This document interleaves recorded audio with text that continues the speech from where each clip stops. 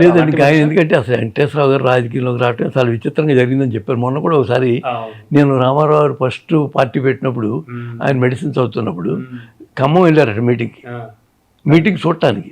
ఇంకో ఫ్రెండ్ పేరు చెప్పారు, మీ ఇద్దరు వెళ్ళాము చిత్తరామరాజు, తర్వాత ఇలాగ అనుకోకుండా పార్టీలోకి చేరనేది అని చెప్పారు. అంచేత ఏంటంటే ఒక సందర్భంలో ఒక ఆయన రామారావు గారు నిజంగా ఏంటంటే కుటుంబం రాకూడదన్న ఉద్దేశంతో ఎవరు నా కుటుంబ సభ్యులు ఎవరు ఉండకూడదు, దాని ఇన్ఫ్లుయెన్స్ అలా ఉంటుంది పార్టీ మీద అని ఎవరు రానివ్వలేదు వస్తాను. ఒకసారి ఏదో చిత్తూరు జిల్లాలో ఒక మీటింగ్లో గమ్ముని నా వారసుడు బాలకృష్ణ అన్నారు. కానీ తర్వాత ఆయన సర్దుకున్నారు, నా వారసుడు అంటే నా సినిమా వారసుడు అన్నాను, మీరేమో రాజకీయ వారసుడు అని రాసేసారు. అది చేత ఏంటంటే రామారావు గారికి అల్లుడు అంటే అవునండి, అంటే పురంధరేశ్వరి అంటే బాగా ఇష్టం ఆయన. ఎందుకంటే చిన్నమ్మ అంటూ ఉంటారు, ఎప్పుడు అమ్మ అని పిలిచారు తప్ప కూతుర్ని కానీ నాన్న కొడుకులు అందరూ నాన్న అని పిలిచారు, అమ్మ అని కూతురు పిలిచారు. ఆయనకి అంతా ఇట్స్ డిఫరెంట్ పర్సనాలిటీ అండి, ఇట్స్ టవరింగ్ పర్సనాలిటీ. వెంకటేశ్వరరావు గారు నిజంగా వారి కొడుకు గురించి ఏమైనా ఆలోచించారంటారా? అలా అసలు వెంకటేశ్వరరావు గారినే సినిమా యాక్ట్ చేయమన్నారు రామారావు.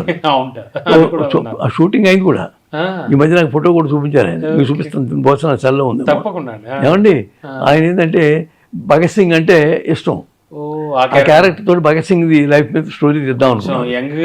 అయింది, ఒక రీలో 2 రీలు తీశారు. వి మధుసూదన్ గారు డైరెక్టర్, షూట్ చేయించింది ఎన్టీ రామారావు గారు. ఆయన మంచి ప్రోపికి అయితే భగత్ సింగ్ లాగా ఉన్నాడు ఆయన. అవునండి, హైట్ అది బాగుంటాడు కూడా, బాగుంది ఆ పాత్రకి. రైట్, అంటే ఎన్టీ రామారావు గారు అంటే ఆయన ఆ విధంగా వద్దామని అనుకున్నారు, అది కూడా మానేశారు. కొన్ని కుటుంబంలో కొన్ని ఇబ్బందులు వస్తూ ఉంటాయి, లేకపోతే అవకాశం లేదు, ఏదో వేద్దాం అనుకున్నారు సరదాగాను, సీరియస్గాను, ఇంకా డ్రాప్ అయిపోయారు. ఉంటుందని నేను అనుకుంటున్నాను, ఎందుకంటే అటువంటి పాలిటిక్స్కి ఆయనకి తెలుసు కాబట్టి, ఇబ్బందులు ఎన్ని ఉంటాయో తెలుసు కాబట్టి. పాలిటిక్స్ అంటే పాత పాలిటిక్స్ కాదు కదా, డబ్బుతో కూడుకున్న పాలిటిక్స్. వితౌట్ మనీ అసలు ఒక మైక్ కూడా పెట్టాలి, డబ్బులు ఎవరు కూడా ఇవ్వండి.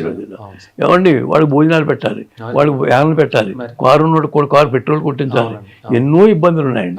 సాక్రిఫైస్ చేసినాడు వచ్చి రాజకీయ నాయకుడు నా ఉద్దేశం భారతదేశంలో ఇప్పుడు లేరండి ఈ తరంలో.